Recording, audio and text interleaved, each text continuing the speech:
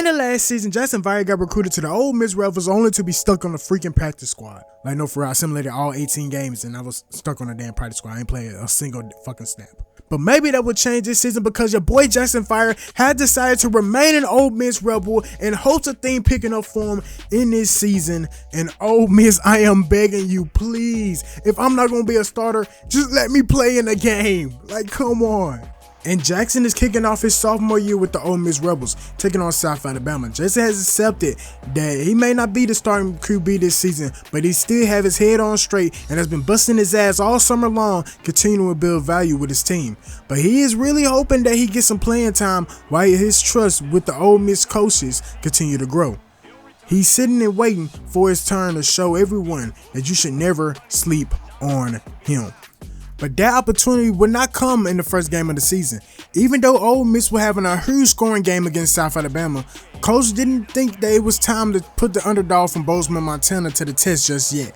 So Jaxon showed up to the next practice with one goal in mind, and that was to show the coaches that his time was now.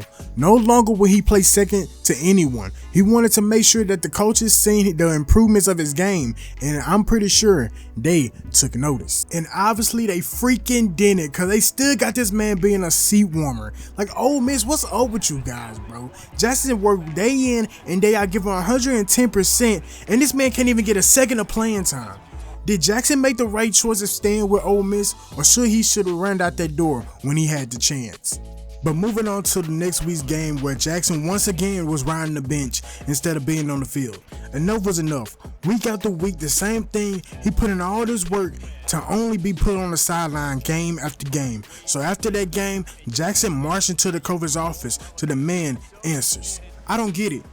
You telling me every week to go into practice and prove that I have what it takes. And I do that week after week after week. But do I get to touch the field? No. I'm only being real patient with you guys because I don't want to let my family down, especially my dad. But damn, I'm starting to think maybe I should have took the portal because this is wasting my time. Even though what Jaxon said was fact, after an outburst like that, coach could have cut Jaxon from the team. But he saw the fire in his eyes. Jaxon wanted to be here. He wanted to show his talent not only to the coaches, but to the fans that comes every week to see the Rebels play. Even through the frustration, Jaxon kept coming to practice. Even though in the back of his mind, he wanted to lead the team and find somewhere else to play, he still had a commitment to Ole Miss to finish the season, even if it means sitting on the sidelines for the rest of the season. So in the next game, while showing hype and supporting his teammates, Jaxon remained calm. He kept saying to himself, there's no need to get excited or show any emotion because they won't put him in the game anyway. And it looked like it was true. The first quarter passed and he didn't even touch the field. The same with the second and third quarters.